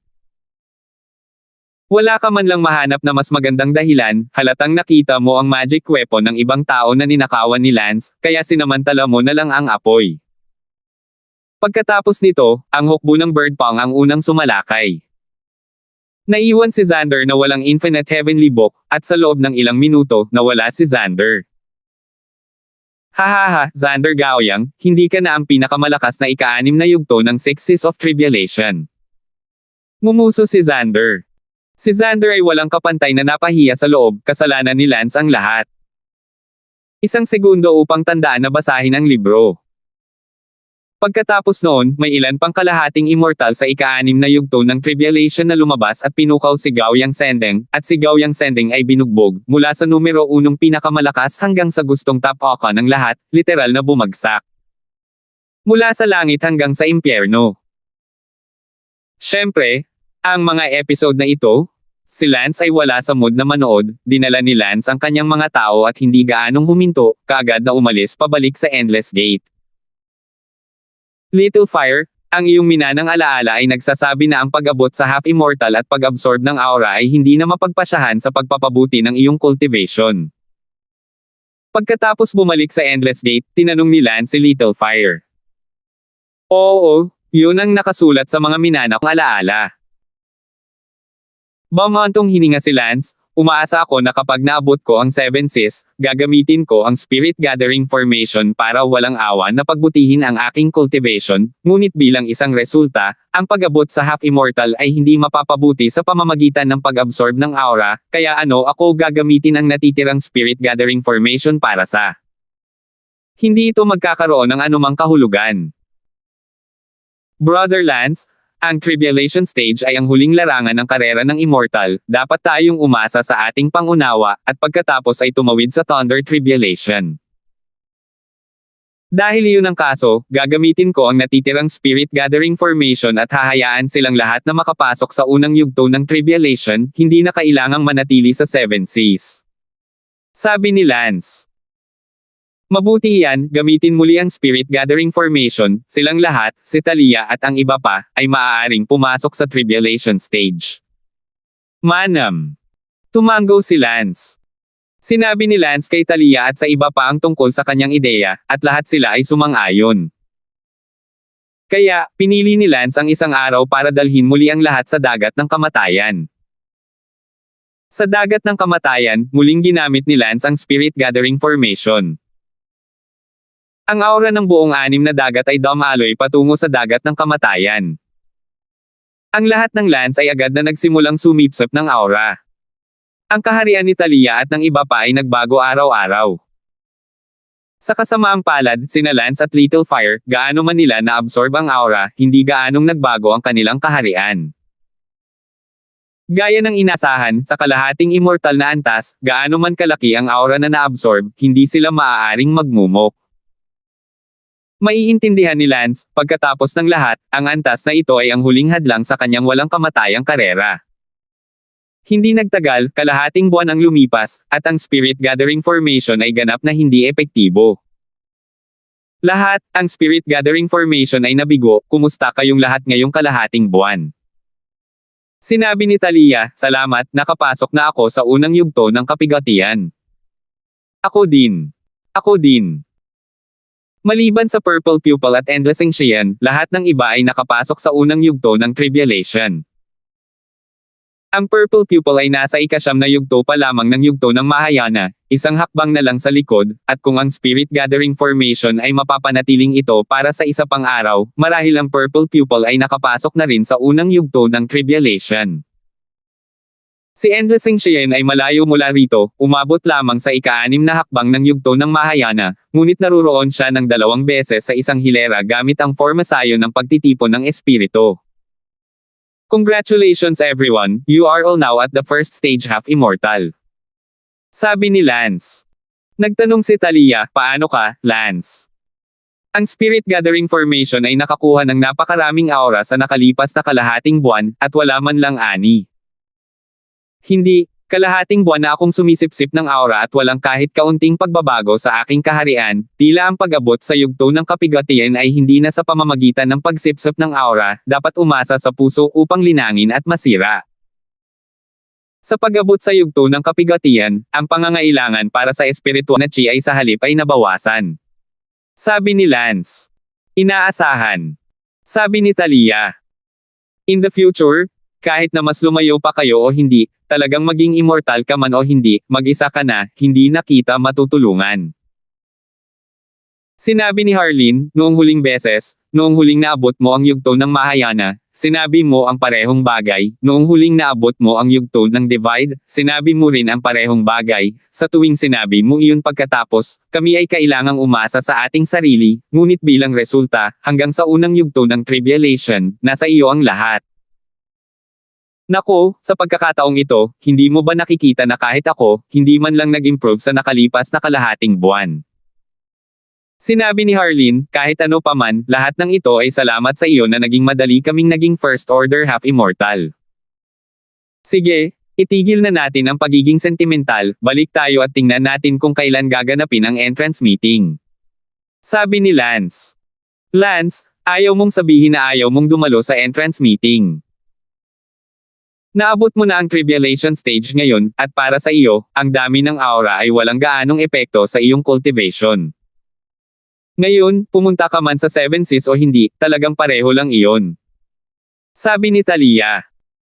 Umiling si Lance at sinabing, ito ay maling pag-iisip, hindi mo ba narinig na sinabi ni Wang Pai noon na ang Seven Seas ay paminsan-minsan ay may fairy chi na tumutulo mula sa spatial cracks.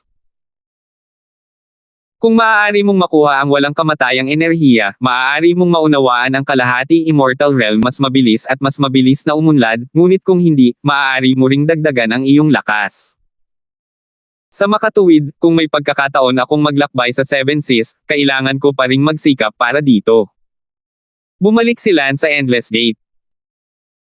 Tungkol sa malaking halaga ng aura na dumadaloy sa dagat ng kamatayan sa nakalipas na kalahating buwan, pinag-uusapan ito ng buong lungsod, iniisip na ang mabangis na hayop mula sa dagat ng kamatayan ang nagdudulot ng kaguluhan, at walang sinuman ang naghinala na si Lance at ang iba ay gumagamit ng spirit gathering formation.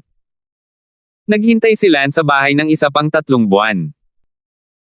Ang intake meeting, na nakatakdang isagawa tuwing 10 taon, ay dapat nagaganapin sa loob ng 3 buwan. Gayunpaman, sa taong ito, hindi ito ginanap ayon sa naka-schedule. Ang buong Sixes ay nalito, maraming mahuhusay na immortal na magsasaka ang orihinal na inihanda para dumalo sa entrance meeting. 1858. Nang maglaon ay nakatanggap ako ng balita mula sa 7 Heavy Seas na dahil sa sakuna sa Sea of Death 2 taon na ang nakararaan, ang 5 dakilang pamilya ng 7 Heavy Seas ay nawalan lahat ng 12 dosenang kalahating immortal, at para maalala ang mga namatay. Half Immortals, ang entrance meeting ay hindi nagaganapin sa session na ito. Ang mga gustong lumahok sa entrance meeting ay kailangang maghintay hanggang sa susunod na 10 taon. Sa kasamaang palad, ang lahat ay walang pagpipilian kundi ang bumalik sa kanilang sariling mga tahanan. Ang entrance meeting ay orihinal na ginanap ng mga puwersa ng Seven Seas, kaya ano ang magagawa nila kung gusto nilang ihinto ang pagdaraos ng isang sesyon. Gayunpaman, sila ay talagang nasa ang dagat ng kamatayan noon, at ang bawat pamilya ay nawala ng 12 ng Half Immortals, maliwanag na kailangan nilang ihinto ito minsan upang maalala ang mga namatay. Sinabi ni Lance, dahil ang Inclusion Society ay hindi na ipagpatuloy sa loob ng isang termino, kaya lang, lumahok muli tayo sa loob ng 10 taon. Malapit na akong magtungo sa Mortal Realm, matagal na itong nagdrag. Walang aura ang Mortal Realm, ngunit ngayong narating na natin ang Half Immortal, humina ang ating pangangailangan para sa aura, kaya't maaari tayong magpatuloy sa paglilinang kahit na pumunta tayo sa Mortal Realm. Pagkatapos noon, dinala ni Lance sina Sina at Little White Dragon, at silang tatlo ay dumaan sa Rainbow Bridge at nagpunta sa First Sea, kung saan sinira ni Lance ang spatial barrier at pumasok sa oras at espasyo ng Mortal Realm.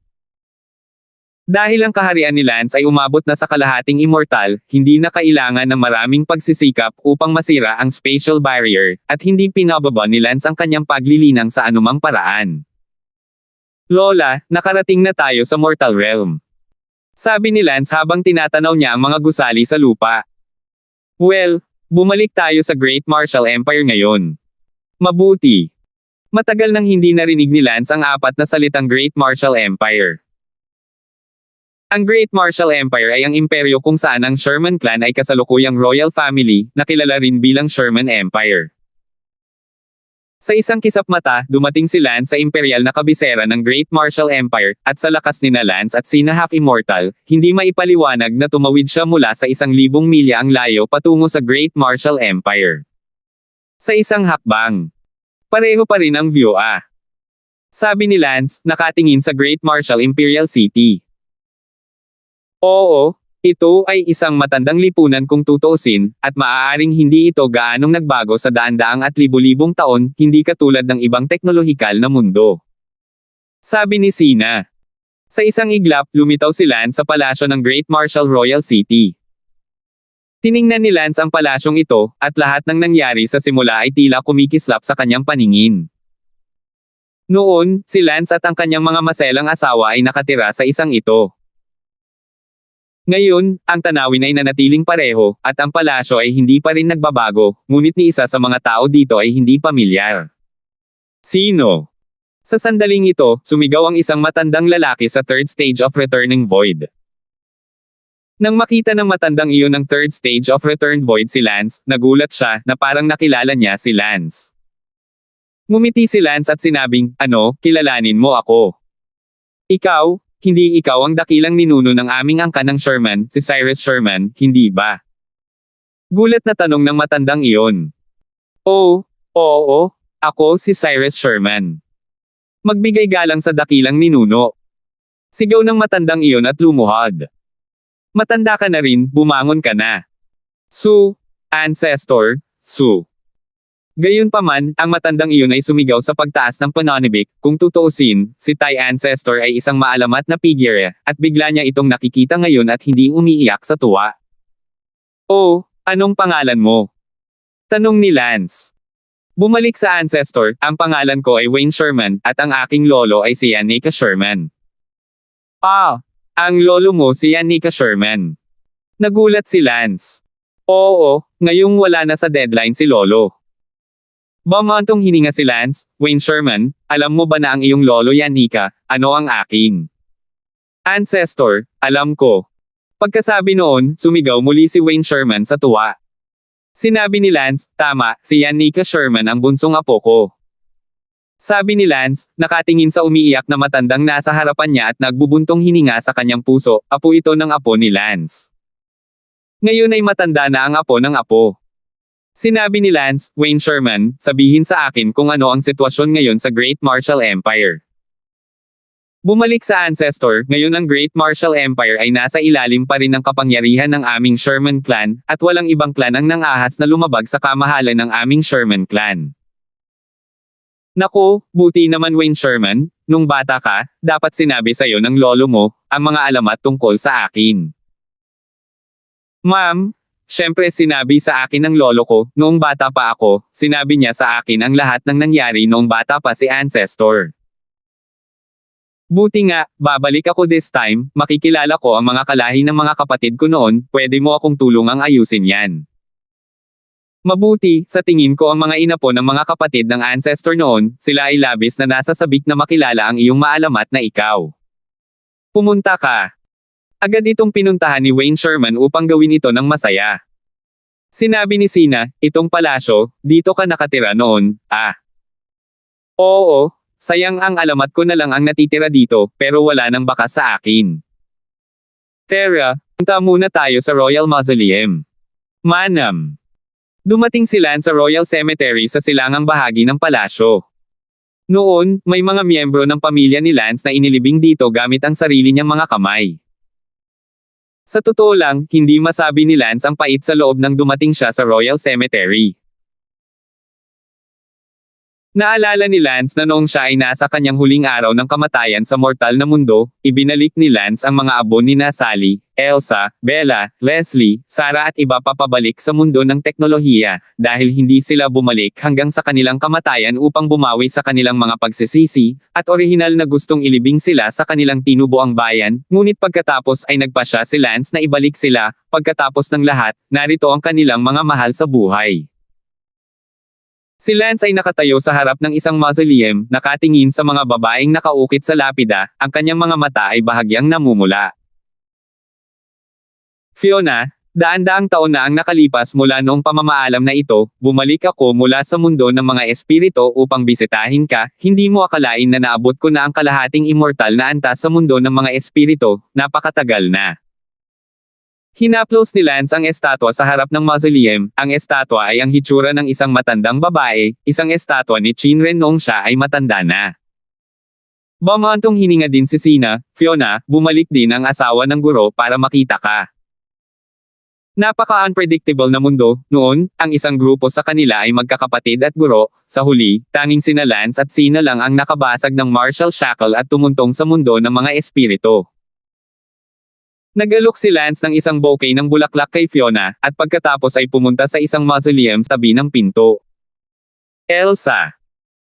Nang isigaw ni Lance ang salitang Elsa, biglang umasim ang kanyang ilong, dahil, biglang napagtanto ni Lance na ang salitang Elsa ay hindi pa naisigaw ng matagal, ngunit nang ang sumigaw ang salita, napakakinis, at lumalabas na kahit na lumipas ang napakaraming oras, parang kahapon lang ang lahat. Elsa, hintayin mo ako. Balang araw, tiyak na babaligtarin ng asawa ko ang oras at espasyo at babalik sa nakaraan para hanapin ka. Sabi ni Lance na nakakuyom ang dalawang kamao.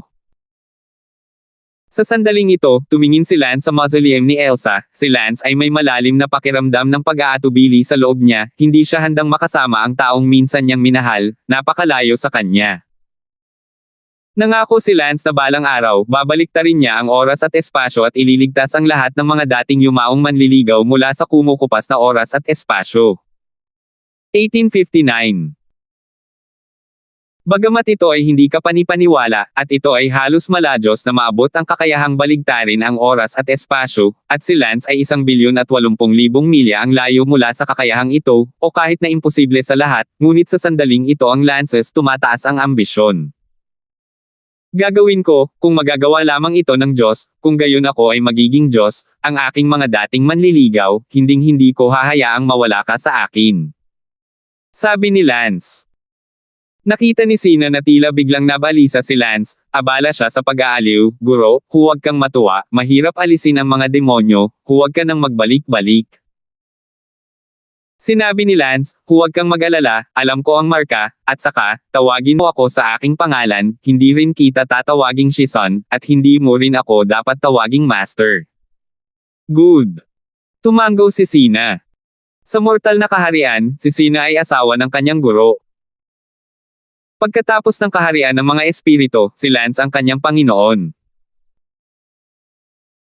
Pagkatapos nito, nagbigay-pugay si Lance kay Sally, Leslie, ang panganay na kapatid ni Lance sa mortal na kaharian, ang kanyang pangalawang nakatatandang kapatid na lalaki, ang kanyang ikatlong nakatatandang kapatid na babae, ang kanyang ikaapat na nakatatandang kapatid na lalaki, ang kanyang ikalimang nakatatandang kapatid na lalaki, at ang kanyang Panginoong si Ding Ro, bilang gayon din sina Ben, Yang Yijan, at iba pang mga kapatid. Hanggang sa hating gabi na si Lance ay umalis sa sementeryo. Ancestor, bumalik ka na. Wayne Sherman, bakit mo ako hinihintay dito sa kalagitnaan ng gabi kung hindi ka matutulog? Tay Ancestor, tinulungan na kitang ipaalam sa lahat ng mga kaapo-apuhan ng mga inapo ng iyong kapatid noon, bukas ng umaga, lahat ay nasa Heavenly Heart Palace. Buti naman at nakaayos ka. Okay, Ancestor, magpahinga ka ng maaga. Agad na umalis si Wayne Sherman, hindi nang ahas na abalahin si Lance. Umupo si Lance sa pangunahing bulwagan at agad na ipinikit ang kanyang mga mata. Bagamat wala ng aura sa mortal na mundo, hindi ito nakaapekto sa cultivation ni Lance, at ang pangangailangan para sa aura ay talagang hindi ganoon kahalaga noong siya ay umabot sa yugto ng kapigatian. Ngayon, para magbigay-pugay sa kanyang orihinal na mga kamag-anak, si Lance ay labis na nasigla, kaya sa sandaling to, ang puso ni Lance ay magulo at magulong. Mayroong chi sa loob ng Lance, isang chi na gustong lumaban sa mundo. Dahil sa chi na ito, naramdaman ni Lance na naabot na niya ang threshold ng third stage of tribulation. Mukhang ang pagbabalik sa mortal na kaharian ay lubos na nagpasigla sa aking isipan, at bagamat walang aura, ito ay nagbigay daan sa akin na sumulong at maabot ang threshold ng ikatlong yugto ng kapigatian. Si Lance ay nasiyahan sa loob. Siyempre, ito ay naaabot lamang sa threshold ng ikatlong yugto ng kapigatian, at hindi pa rin alam kung kailan talaga ako makakalagpas sa ikatlong yugto ng kapigatian. Kinaumagahan, libu-libong tao ang dumating sa Heavenly Heart Palace ng Great Martial Empire sa madaling araw. Talaga bang makikita natin si Cyrus Sherman Ancestor? Talaga, si Lolo mismo ang nagsabi sa akin yan kahapon. Wow! Cyrus Sherman Ancestor? Lumaki akong nakikinig sa lolo ko, ang mga maalamat na kwento tungkol sa kanya, masasabi kong kasama ko si Cyrus Sherman Ancestor. Ma'am, excited din ako ngayon. Noon, ang lolo ng lolo ko ay isa sa mga kapatid ni Cyrus Sherman Ancestor. Tuwang-tuwang sabi ng isang lalaki. Sa kabuuan, libu-libong tao mula sa Heavenly Heart Palace, lahat ay nasa sabik. Ang Lance ay isang maalamat na kwento na ang bawat isa sa kanila ay lumaki na nakikinig, at alam nilang lahat na ang maalamat na Cyrus Sherman Ancestor, na nakarating sa Returning Ancestor Realm. Humakbang sa kawalan at umalis patungo sa mas mataas na kaharian. Ngayon, posible nang makita ang maalamat na Thai Ancestor. Tumahimik kayong lahat, huwag kayong maingay, tahimik nating hintayin ang pagdating ng Cyrus Sherman Thai Ancestor. Biglang tumahimik ang Heavenly Heart Palace, at nanatiling tahimik ang lahat, naghihintay ng may pag-asa. Pagkaraan ng maikling panahon, biglang naramdaman ng lahat na tinamaan sila ng isang. Binalot ito ng init, at pagkaraan ng ilang segundo, naramdaman ng lahat na nasira na nila ang ilang kaharian. Natigilan ang lahat na may ganoong kakayahan na pasukin sila sa ilang mga domain ng sabay-sabay. Sa susunod na segundo, tumangala ang lahat, at sa isang punto, may karagdagang tao sa itaas ng Heavenly Heart Palace. Isang maganda at magandang lalaki, ito ay si Lance. Ang lahat ay syempre walang katulad na pamilyar sa bata pati na rin sa matandang hitsura ni Lance, at nang makita nila si Lance, lahat ay agad na umiyak at lumuhod. Ito ay hindi lamang kaguluhan, ito ay isang uri ng pananampalataya. Lahat sila parang nanaginip. Sinabi ni Lance, lahat, mangyaring bumangon, lahat ng nandito ngayon ay inapo ko at ng mga kapatid kong iyon, kaya lahat tayo ay pamilya, hindi na kailangang maging magalang. Ancestor, wuho. Gayunpaman, ang libu-libong tao ay masyadong nasa sabik upang pakalmayan ang kanilang kasabikan sa maikling panahon pagkatapos makita si Lance. Makalipas lang ang 10 minuto ay unti-unti na silang kumalma. Ngumiti si Lance, alam kong hindi ka na estranghero sa akin, nakikinig ka sa pag-uusap ng iyong lolo tungkol sa akin at sa mga bagay na ginawa sa akin ng iyong mga ninuno noon. Ngayon, nakasaya ko rin na makilala ang mga inapo. Sa mga kapatid kong iyon noon.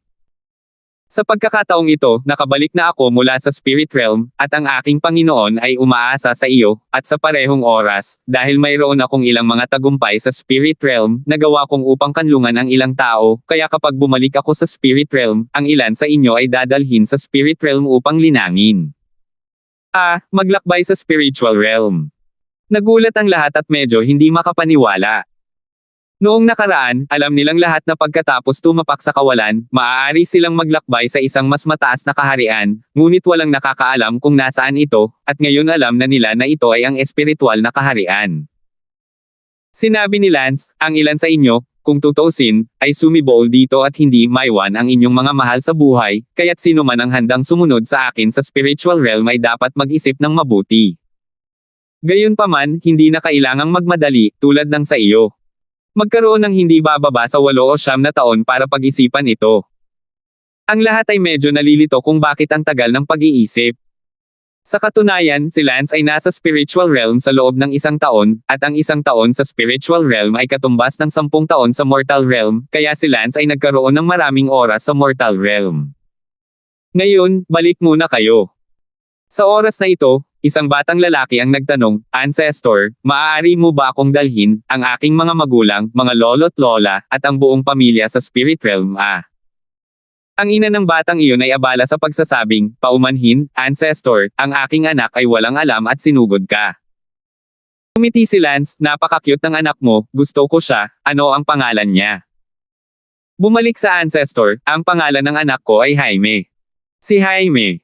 Ang supling ni Ben, tama. Oo, ang aming ninuno ay si Ben.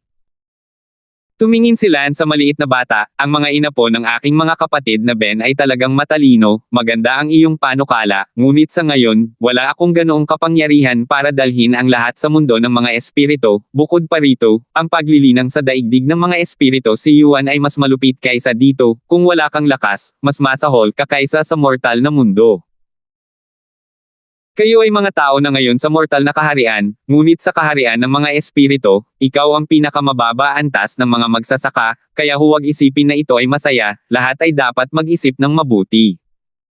Oo, ancestor. Then, this is the end of today's meeting, balik muna lahat. Ang lahat ay umalis sa pangunahing bulwagan na nagmamahalan at tumingin kay Lance ng 3 hakbang pabalik. Tumawa ng walang salita si Lance. 1860. Pagkaalis ng lahat, naglakad si Sina papunta kay Lance. Anong problema mo? May naisip ka bang malungkot? Tanong ni Lance, iniisip ni Sina ang kanyang Panginoon. Hindi, ngayon ko lang nakita na ang bawat isa sa inyo ay nagparami na ngayon ng napakaraming anak at apo, samantalang ako, hanggang ngayon, ay wala ni isa mang tagapagmana. Noon sa mortal na kaharian, hindi kami ng iyong Panginoon. Manganak ng isang anak na lalaki o babae, kung hindi, ngayong bumalik ako, marami akong anak at apo na aabutan, kaya hindi ako mag-iisa ngayon. Sabi ni Sina sabay buntong hinga, na tila may matinding panghihinayang. Ito. Hindi alam ni Lance kung ano ang sasabihin, totoo na si Xiniang ay hindi magkaanak noon, kahit na siya mismo ay isang banal na doktor, hindi niya mahanap ang sanhi ng sakit, kung hindi ito nabanggit sa kanyang sarili, nakalimutan na sana ito ni Lance. Ngayon, nakita ni Sina si Lance na napakaraming anak at apo, pati na rin ang mga guro at kapatid ng taon, ngayon bawat isa sa kanila ay nagbigay ng maraming anak at apo. Nag-iisa lang ang asawa ng guro, imposibleng hindi ba maantong hininga. Ayaw ni Lance na isipin ito ni Sina, at iniba ang paksa, abala sa pagsasabing, tama, sasabihin ko sa iyo ang isang magandang bagay. Anong magandang bagay? Kagabi, naramdaman ko ang kaunting threshold ng 3 yugto ng kapigatian, sabi ni Lance. Hindi naman, isang lugar na tulad ng mortal na kaharian na walang aura, isang lugar kung saan ang ibang mga immortal na magsasaka ay hindi gustong manatili kahit sandali, talagang naramdaman mo ang 3 yugto ng tribulation ng napakabilis. Sina, dati pa ba? Ang pagiging kalahating immortal, hindi na gaanong mahalaga ang aura, umasa sa puso para umunawa. Mayroon akong napakalalim na pag-unawa kagabi, kaya nahawakan ko ang threshold ng 3 yugto ng kapigatian. Ang mortal na kaharian ay maaaring mag-cultivate, at ang oras dito ay 10 beses na mas mahaba kaysa sa espiritong kaharian, kaya kung tayo ay babalik sa espiritong kaharian sa loob ng 100 taon, hindi ba? Masyado kang nag-iisip, mayroon akong hint of enlightenment dahil sa ilang karanasan ko dito. Bagamat para sa half-amortus, hindi na ganoon kahalaga ang aura, ngunit imposible rin na wala ito. Isipin mo muna si Marian. Pinamunuan niya ang 9/5 na kama, at ang aura ng 9/5 na kama ay 950 beses kaysa sa ibang mga lugar. Isang segundo upang tandaan na basahin ang libro. Oo, si Marin ay nasa 4 na yugto ng kapigatian, ang aura ay hindi na ganoon kahalaga sa mga kalahating immortal, kaya bakit niya gustong duminahin ang 5 kama at mawala ang kanyang buhay sa pamamagitan ng pakikipagtalo sa iyo tungkol dito? Sinabi ni Lance, kapag naabot mo ang kalahating immortal, hindi na ganoon kahalaga ang aura, ngunit hindi ito nangangahulugan na wala na itong silbi. Sa 7 Seas, paminsan-minsan, tumatagas ang immortal na chi, at ang mga nakakakuha nito ay makakatulong sa pag-unawa. Ang espiritual na chi ay hindi kasing halaga ng immortal chi, ngunit kung mayroong isang malaking halaga nito at ito ay sinalakay sa loob ng maraming taon at taon, ang espiritual na chi ay maaari ding makatulong sa half-amortals na maunawaan, lamang napakahina. Marin at ang iba pa, wala silang access sa immortal na chi, at kahit na ang aura ay hindi gaanong ginagamit, ito na ang tanging uri ng bagay na makakatulong sa kanila na maunawaan. Kaya naman, sino ang magnanais na isuko ito para sa 9 hanggang 5 na kama, bukod pa, ito rin kumakatawan sa isang uri ng imperial na kaluwalhatian at dignidad. Nakikita ko. Terra, bumalik sa kabilang kontinente, ang lugar kung saan ako ipinanganak at lumaki, ang Divine Dragon School, at ang Endless Gate. Mabuti, gusto ko ring bumalik upang makita ito, hindi ako bumalik upang makita ito bago ako tumuntong sa void, at sa pagkakataong ito, 100 taon na ang nakalipas. Naisip ni Sina ang kanyang tinubuang bayan at medyo nostalgic.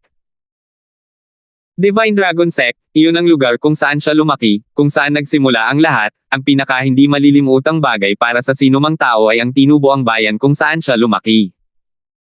Sina Lance at Sina, na may naisip, kaagad. Samantala, tumawid siya sa karagatan at tumayo sa tuktok ng bundok sa kabilang panig ng karagatan. Mapait na tumawa si Lance, noong bata pa ako, akala ko ang mundo ko ay itong kontinente, itong ilog at lawa kung saan hindi magkakasamang nabubuhay ang mga matuwid at ang demonyo, paminsan-minsan ay naririnig ko kayo at ang aking Panginoon ay nagsasabi sa akin na marami pang iba. Malawak na lugar sa kabilang panig ng karagatan, ang isang tiyak na ninuno ng ating Divine Dragon Skull ay tumawid sa karagatan at hindi na bumalik, sa oras na iyon, ito ay parang hindi ka panipaniwala, parang napakalaki ng mundo. Ngayon, lumingon at nag-iisip. About it, hehe. Umalis na ako this time and space, mahirap talaga paniwalaan. Sinabi ni Sina, parang tayo ay parang mga langgam dati, hindi natin alam kung gaano kalaki ang langit, sa katunayan, ang dami na nating alam tungkol sa langit at lupa ngayon. Sa panahon ngayon, sa tingin ba natin nakakita na tayo ng isang lot dahil lang sa napunta tayo sa isang espiritual na kaharian? Hindi naman, marahil, ang espiritual na kaharian, ay dulo lamang ng malaking bato ng yelo, hindi pa tayo nakakalabas sa dulo ng malaking bato ng yelo.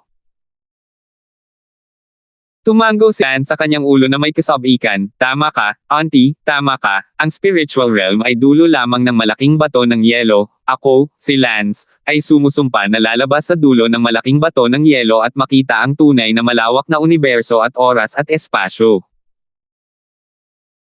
Kalimutan mo na ito, sa halip na bumantong hininga dito, bakit hindi tayo magmadaling bumalik sa Divine Dragon Sect upang makita kung ligtas pa ba ang Jiangho na ito sa ngayon, at kung ang Divine Dragon Sect ay nasa kapayapaan pa rin. Hindi nagtagal, bumalik sina Lance at Sina sa Divine Dragon Sect. Gayunpaman, parehong pinili nina Lance at Sina na maging invisible ng mga tagalabas, na sinasabi na hindi sila nakikita, ngunit sa katunayan, nakakuha lang sila ng kaunting proteksyon, kaya hindi sila nakikita ng mga tagalabas. Tiningnan ni Lance ang bawat damo, puno, bundok at bato ng Divine Dragon Sect at ngumiti, hindi ito nagbago, katulad pa rin noong bata ako. Tingnan mo ang likod na bundok na iyon, noong bata pa ako, doon kami nag-practice ng martial arts ng aking nakababatang kapatid na babae, kuya. Tumingin si Lance sa likod ng bundok na iyon, tila nakita ng kanyang mga mata na minsan noong bata pa siya at ang kanyang mga nakatatandang kapatid na lalaki ay umiinom habang nagsasanay ng kanilang mga espada, lahat ay nagsasaya at nagsasaya, ang mga araw na iyon ay tunay na hindi malilimutan at hindi makakalimutan. Mapait na ngumiti si Sina, ang kanyang mga mata ay tumingin sa isang tiyak na lugar, na para bang nahulog din siya sa mga alaala, natural na mayroon din siyang magagandang alaala, pagkatapos ng lahat, marami rin siyang hindi malimutang nakaraan dito. Auntie, pabalik sa Divine Dragon School, dapat kitang tawaging auntie, hindi, I'll continue to call you auntie from now on. You see that, right? That rock under the big pine tree? When I was little, hinawakan ako at umupo doon na nagkukwento, tinuturuan akong bumasa at sumulat, ikaw ang aking walang hanggang guro at ina, Basang-basa ang mga mata ni Lance habang nakatingin sa di malilimutang malaking pine tree. Tila nakakita siya ng isang bata, hawak ng isang ina, na nagpapatulog sa kanya na parang sariling anak, nagtuturo sa kanya kung paano magsuot ng sapatos, gumamit ng chopsticks, maligo, maghilamos, magbasa at magsulat, at iba pang ginagawa ng mga nanay. Pounds! Biglang tumalikod si Lance at lumuhad sa harap ni Sina na may luha sa kanyang mga mata. Anong ginagawa mo? Sensei, pasensya na. Ikaw. Guruin na, mali ang disipulo, talagang ikinahihiya ng alagad ang langit at lupa. Ikaw ang asawa ng aking guro, at higit pa, aking ina, pagkatapos na dumating ang disipulo sa mundo ng mga espiritu, binaluktot pa niya ang moralidad, tinatrito ang mortal. At ang mga daigdig ng mga espiritu bilang dalawang daigdig na sinusubukang maging pantay sa iyo, ang o ay mali, paano makikitungo si disipulo sa ina, na nagpalaki sa akin at nagturo sa akin na maging matuwid ng ganito. Medyo tanga si Sina. Panginoon Ina, patawarin mo sana si disipulo, hindi na muling magkakamali si disipulo, simula ngayon, ikaw na ang pupunta sa sarili mong ina. Forget what they doing, keep on doing.